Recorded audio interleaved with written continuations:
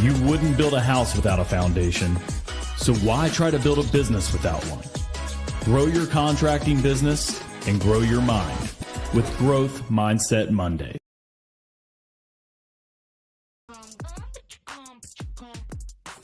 All right. Welcome back to Mindset Mondays. We took a little vacation the last couple of weeks. Let's be real. You haven't seen us. We missed you as much as you missed us. I know. Justin and I actually got to spend some time together in, of all places, Los Angeles, California, which I'll talk about here in a minute. But we're really excited to be back on the horse, as they say, back on the grind, back on the saddle, whatever you want to call it. We're back. Happy 4th of July. Hope you guys spent it with family, with friends. You're still got all your 10 fingers and toes. I do. So I'm really happy about that. Go ahead and shout us out on Facebook, on YouTube, on Instagram, wherever it is that you're watching from. Your name, your business name, where it is that you're from, so we can give you some credit, some street cred, as they like to say. But I want to share with you guys kind of a funny but not so funny story about the 4th of July. A couple of years ago, I went to go visit my sister in Idaho, and she lives in a smaller town in Idaho, but it's a beautiful town. It's in eastern Idaho. And we went to visit her. Well, the rest of my family came as well. My older sister, my younger brother as well, and my parents. And so we were all together, kind of called it a family reunion, if you will. Middle of summer, 4th of July was perfect. Weather was amazing. Great time. Well, we had our barbecue, ate some food, gained some unnecessary weight, but waited around until it got dark. Well, in the northern states, you guys know this, it doesn't get dark till after like 10 o'clock at night. So it's like 10:30 before we're shooting off fireworks. But here we are in my brother-in-law's driveway shooting off fireworks. Earlier in the day, he asked me, hey, what kind of fireworks you want to get? Right? You want to get stuff for the kids, the little poppers and streamers and all that fun stuff. I was like, come on, man, we want to get some aerials. Like, let's go. He's like, all right. So we went between him and me and my other brother-in-law. We pitched in and we grabbed a few $100s worth of fireworks. Well, we were smart about it, right? There's a lot of younger kids. And so we didn't want to shoot them off in the driveway. So we went to the street. So there was some distance there. And we started lighting off the fireworks. And we'd light, one or two at a time. They'd shoot up, boom, yay, fun, right? The fireworks. Well, one of the things that people don't know is wind and fireworks don't get along very well. And about halfway through our little homemade fireworks show, the wind started to pick up. And we tried to brace the launchers that we'd created so that they wouldn't fall over. Well, wouldn't you know it, about 3/4 of the way through, we launched like 3 or 4 in a row. Or I should say we lit 3 or 4 in a row, and the wind decided to come and knock them over, right? All of a sudden, fireworks started shooting everywhere. The neighbor's house across the street. My wife, who was cold at the time, sitting in the car, glancing off the windshield, and of course, at the garage where everybody was sitting. And it was madness. People diving to the floor, people running inside, kids screaming, parents screaming. I mean, I was laughing, but everybody else was screaming and crying. I mean, it was crazy, right? But all in all, a great time. Nobody got too injured. I think I singed a hole in my sweater at the time. But we made it out all right, right? Now, funny story, right? Funny story. But why do I tell you this? I tell you this because when we went to go shop for fireworks, we didn't go find the cheapest fireworks. And you guys know what I'm talking about. They pop up every 4th of July, the week prior. The fireworks stands in the Walmart parking lot or in the street corner, or wherever it is that they might sell fireworks. You see fireworks, right? And they're selling these fireworks. They're always 60% off, right? And so everybody's like, 60% off. I'm going to go to John, or I'm going to go to Bob's, or I'm going to go to this place. But something happens in that eventually you stop going to the cheapest place. You stop going to the cheapest place because you're tired of the duds. You're tired of the fireworks that don't exceed expectations. You're tired of the fireworks that don't actually satisfy your need for fireworks. And you end up going to some place which on paper is probably more expensive. But here's the crazy part. If you've ever bought fireworks, and not the first time, but you do fireworks repeatedly, and if you've ever bought fireworks repeatedly, something happens. You don't actually buy fireworks based on price anymore. You don't. Why? Because the cheap fireworks are going to get you the cheap results. And so you end up going to the fireworks place or the stand or whatever you want to call it that sells the good stuff. And you know exactly what I'm talking about. When you ask your friends or your friends ask you, you're like, hey, where do they sell the good stuff? Right? You're looking for the good stuff. Why is it that we go to the place that has the good stuff? Because we know the value we're going to get for the money that we invest, right? The value we're going to get for the money that we invest. And that's exactly what we did until the wind blew it over, right? But before that, value across the board. I never second guessed the amount of money, the hundreds of dollars that we spent, and it was pushing 1,000, but the hundreds of dollars that we spent on fireworks. Why? Because I got what I paid for and then more. Now, other than maybe giving you a little chuckle or a giggle here on a Monday, talking about fireworks and maybe not the best experience that we had, the reason I wanted to bring this up is because I want you to think about you and your business. You see, we get messages all the time from people who are watching or listening, or people who are currently using Contractor Plus as their source, if you will, of organizing their leads, of sending out their estimates, keeping track of their jobs. And a lot of folks still, whether you're brand new in business or you've been in business for a few years, they still struggle with the price game. You see, because inevitably you're going to come across a conversation, whether it's your first day, whether it's your fifth year, doesn't matter. You're going to come across a conversation at least once a week where someone's going to ask you about price. Here's the crazy part. There's two ways to look at price. You can look at price through the lens of I'm too expensive, or you can look at price through the lens of I'm not adding enough value.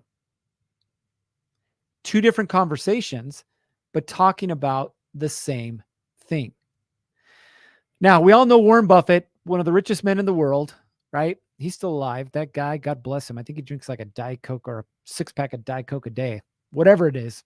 Still alive and still super successful. So Warren Buffett said, price is what you pay. Value is what you get.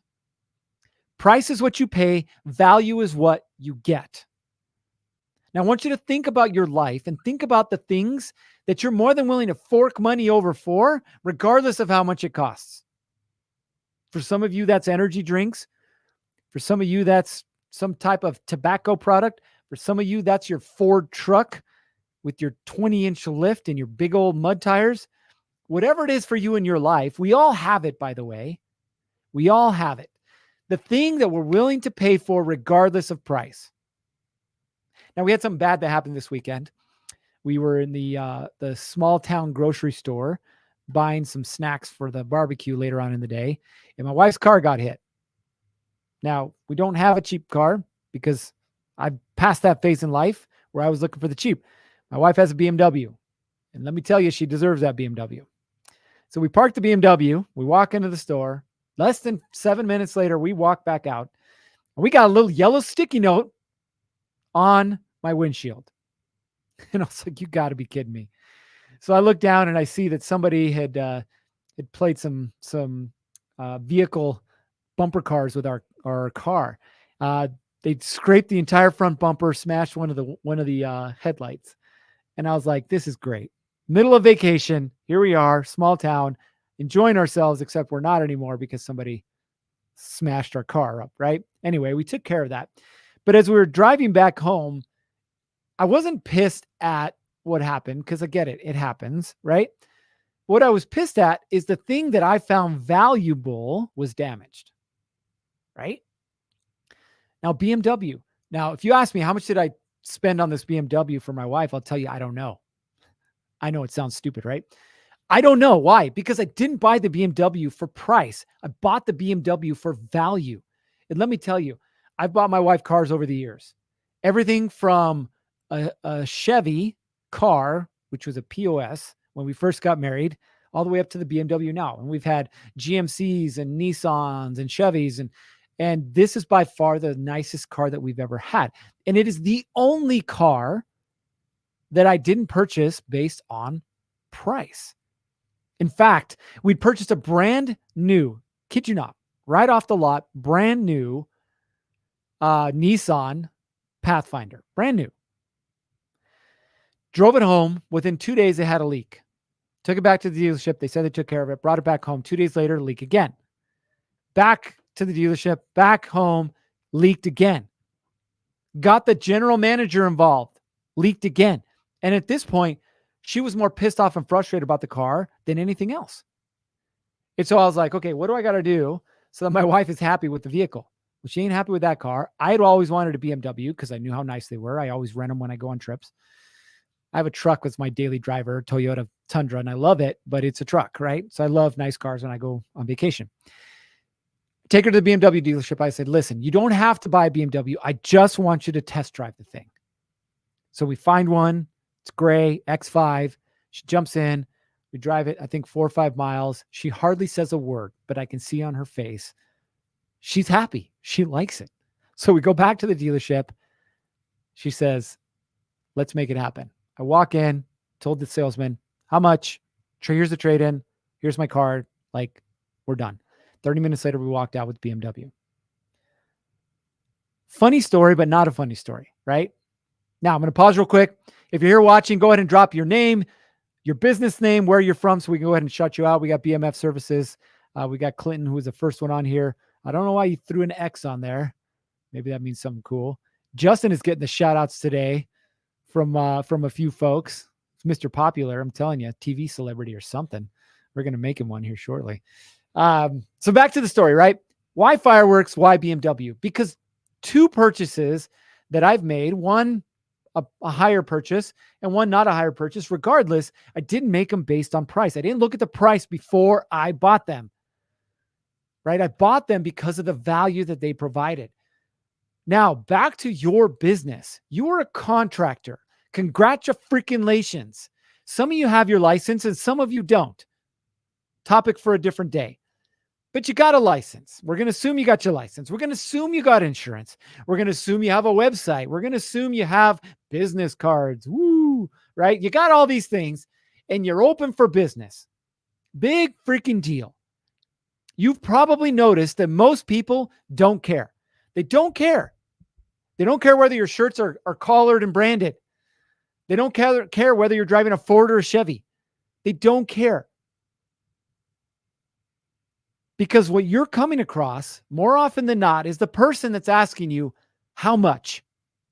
How much is this going to set me back? How much is this going to cost? Well, that's expensive. So on and so forth. Price, price, price, price, price. And it's a frustrating conversation to have. Trust me, I've had it numerous times over the years.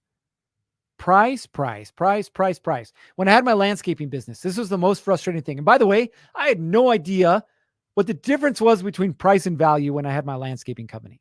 None. In fact, I didn't even know how to value myself.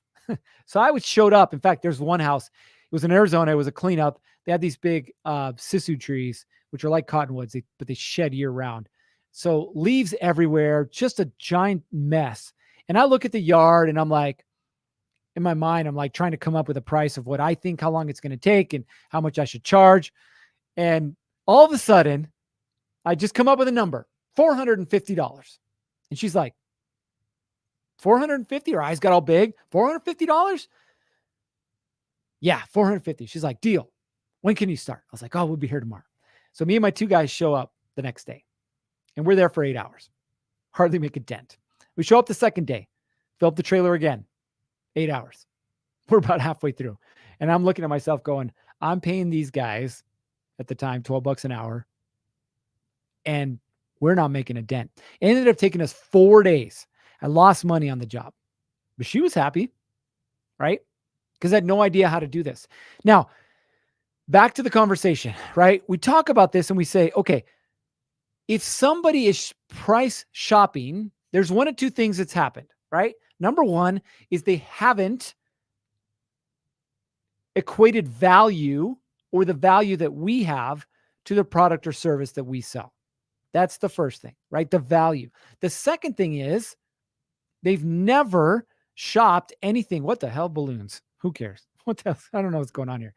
If you're watching this, apparently we can do like all kinds of cool stuff now on our screens, balloons and hearts and crazy things. So I just had a bunch of balloons come up. Anyway. So the second thing is they are literally only interested in price. Now, how do we differentiate between the two? very easily. I'm going to tell you how. Number one, if somebody is either calling you or reaching out to you or reaching out in a Facebook group, putting a post on, hey, I need drywall. Who wants to bid on it? And there's 72 people that bid on it or that are interested that go bid on it. What are they doing? They're price shopping. 100% they're price shopping, right? You're going to have a very difficult time landing that job. Why? Well, you're probably not going to be the cheapest. At least you shouldn't be, right? But then how are they comparing you to everybody else? They're just looking at price. Why? Because they can't tell the difference between you and the 71 other people who said that they would like to bid on the job. And they're bidding on price. And I've seen this happen over and over and over again, right? Should you be working with those people? I don't know. If you're desperate, maybe. But I'll tell you, if you can help people shift their mindset from price to value, you'll never have that conversation again. Now, how do we do that? Let's give a perfect example. Okay. Let's drywallers. We got B&W drywallers, got Rich on the show. So Rich, congratulations. You're the lucky winner today. So let's talk about drywall. How do you bid drywall? Well, most drywallers bid by the square, right? You got your set price, your bid by the square, and your square price usually includes material and finishing, right? So you bid by the square. Now, I don't know exactly what the price is where you're at, so we're not going to get into price, but let's just say you bid on the square, right? The problem is when you lead with price, what do you have to fall back on? Nothing. Like your price is your price. They saw your price, right? There's nothing of value inside of that. So how is it that you could add more value to what it is that you do, right? Well, the first thing is you have to get to know the client. What is it that they actually want? You might think that they want drywall or they want paint or they want flooring or they want electrical or they want plumbing. That's not actually what they want. Think about it. Put yourself in their shoes. We're in the process of buying a house right now. It's got an unfinished basement. I already know I'm going to have to get the work done on it, right? I'm not after the cheapest price. The basement for me serves a purpose. And the purpose is when we resell this thing, I want to have the additional space, additional bedroom, additional living space, additional bathroom, additional kitchen. Why? Because a lot of people are into house hacking right now. And house hacking basically means, how do I finish out additional space that I could then rent out to somebody else? So now, how does my property become different than everyone else's? Because my property has a finished basement, which you can rent out and make additional income. But if you, the drywaller, are approaching me saying we can get it done cheap and fast, like it's not connecting to what I want done. What I'm after is something of value far beyond the transaction. And if you can't make that connection, what's the likelihood that I'm going to use you?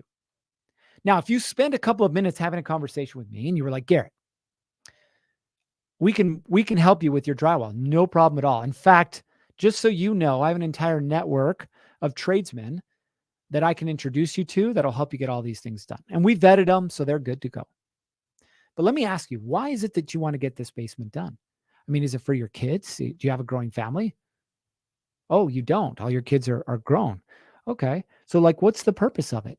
Oh, you're thinking value after you sell. That's great. Right? And what have I started? I started a conversation that has nothing to do with price. Who am I more likely to choose? Someone who understands me, my pain and my problems and has a solution, or someone that's price shopping? Well, think about it. What is it in your case? Right? Now, it doesn't matter the trade. It doesn't matter what you do as a contractor, whether you're a builder, whether you're doing cabinets, whether you're doing drywall, whether you're doing landscaping, it doesn't matter. You want to connect with people on a level that they understand the value that you bring to the table. Here's another example. David, welcome to the show, 360 Plus Homes. This one I love to use with home builders. All right. Home builders, remodelers, either way. Are people actually looking for a home? No, they're not. What are they looking for? Well, it could be an investment long-term. It could be something they want to hand off to their kids. It could be their quote unquote forever home that they're remodeling because they can't afford it because interest rates are almost at 8% now. There's a reason why they want to either remodel or build. Your job is to find it. Now, your job then is not to say, well, this is about how much we charge per square foot, cost plus, whatever method you use. That's not what it's after, right? Or what you're after. What you're after is figuring out the reason why, and then how can you add so much value that the price becomes irrelevant, right? Remodeling, for example. Think about this. If you're remodeling your house, maybe guys don't think about it as much as women, but if you're married, you should think about what's important to your wife. Think about it this way, right? If you're remodeling, do you have an idea what paint color you should use, what cabinets you should use, what fixtures you should use, what a layout in a room should be? Like, you don't know the answers to these things. And most builders, by the way, are really good at taking instructions and then executing. But as far as thinking that way, they're not really good at it. And it's okay. I'm not knocking you guys. You just have a very specific skill set. Now imagine if you partnered with, let's just say, a designer. And as part of your package of value, you offered 10 hours with this designer. And this designer would come in, would meet with the homeowners, would help them pick out paint, help them pick out, fixtures and finishes and all these different things. How much of a value would that be for the end client? Not only that, what if you had an architect that would also make sure that everything was done to code and make sure that the permits were done and made sure all these other things that sometimes the homeowner has to take care of? Thank you, Barry. I appreciate the shout out. You can have my energy all day long. But what if you had that? Not only that, what if at the end of this project that you completed, every client got a 3-day, 2-night getaway at some place, somewhere in the mountains or by the lake or down by the beach? They got a 3-day, 2-night getaway, and you were able to then bring in your own cleaners and top to bottom, make it look like it's brand new. All of a sudden, we're having a completely different conversation from, oh yeah, we can remodel your kitchen and bath. Sure, it'll be $38,000. Well, I'm comparing your $38,000 to theirs, and theirs is $35,000. So can you come in a little cheaper? What can we do here, right? You're getting the price shoppers. Again, how do we take price out of the equation? We bring in value. So I actually want to pause for a second, and I want to hear back from you. Right now, do you lead with price or do you lead with value? So in the comments, answer that question. Do you lead with price or do you lead with value? So ask yourself that, right? So when we're looking at this, we're saying, okay, when I put all my numbers together, do I just send over my quote unquote bid estimate and it's just got a bunch of numbers? They might be broken down. They might not be. It might be cost plus. It might not be. But all I'm giving them is a bunch of numbers. Or do I never present numbers over the phone or on email or text message? Do I make sure that I sit down with someone and then I have a conversation with them and make sure that what I have is addressing the pain or problems that they're experiencing and providing a solution that goes above and beyond what they're looking for? We've got Mike that says value. Charles, from now on, value, which means right now you're doing price. Brian, value. Okay, so we have some value. And I'd love to hear, by the way, if you did drop a value, if you do lead with value, what is it that you do that sets you above everyone else? What is the value proposition that you provide? Right? I'll give you a perfect example. With Justin and I, when you work with us, not only do you get access to Contractor Plus itself, which provides the ability for you to track and follow up with your leads, your estimates, your proposals, your bids, whatever you're calling them, allows you to sign contracts, get financing, allows you to run your jobs in an efficient and effective manner. Not only that, but then we also say, okay, what is it that you're struggling with or that you will struggle with that we can provide a solution for? Well, guess what? We've identified the 5 areas that every contractor will struggle with if they're not already, and we provide a solution for that, right? Now, let's look at a couple more of the comments we got. We got B&W Drywallers. I lead with value. Redeemed Your Homes LLC. Little of both. Trying to learn to focus on value. I had the last client tell me she never doubted the quality she would get. That's good. That's really good. You got to ask yourself, Why is she speaking that way? Was it something you said or did? A referral? Like, what's the reason? Right? So we understand that. So then we can double down on that. BMF services. One of my first statements is, I can tell you I'm not the cheapest fence guy out there. So if you're looking for cheap, you're not looking for me. But let me explain why. Ooh, kind of like that one. I like that one. And you're right? You're not the cheapest. And they need to know that, but they also need to know why. Well said. Well said. Charles says, always keep the client informed along the way. Again, communication goes a very long way with clients. Mike, we'll get to your issue. You can email customer support. We'll get that taken care of for you. John says, lead with reputation as hands-on. Love that. Yeah, your reputation always precedes you. B&W Drywaller says, tell them what I'll do, then additional small repairs around their house for free of charge. That's an interesting one. Yeah, but that's definitely valuable, right? So think about this, right? You guys are starting to understand this, but what if you were more intentional about it? One of the exercises that we lead our 7-figure contractors through is what we call the value proposition. Now, what do I mean by value proposition? Take price out of the equation. If price was irrelevant, right? If price was irrelevant, what would you offer? What would you offer as part of your products or services? What would you offer? And take a minute, and we run these 7-figure contractors through this exercise, just a brainstorming exercise. What would I offer if price was irrelevant as part of my package, as part of what I do, regardless if it's fencing or drywall or handyman work or, anything else associated with contracting? What would I offer? Right? So you take a second and you write all these things down. Then, of course, comes the reality check. How can I fit as many of these as possible into my service without breaking the bank or breaking my business? Right? And then you start to play the game, right? I gave you a perfect example. Why would a designer want to partner with you as a home builder? Well, guess what? If you offer 5 hours or 10 hours or whatever with a homeowner, I guarantee you they're going to want more hours. Well, anything above and beyond, they just pay the rate that the designer wants. Well, the designer now gets in front of a new potential client, gets to offer their services, right? And then gets to add value. So of course they're going to want to partner with you. Architect, same thing. Cleaning company, same thing, right? So what can you offer that's above and beyond, right?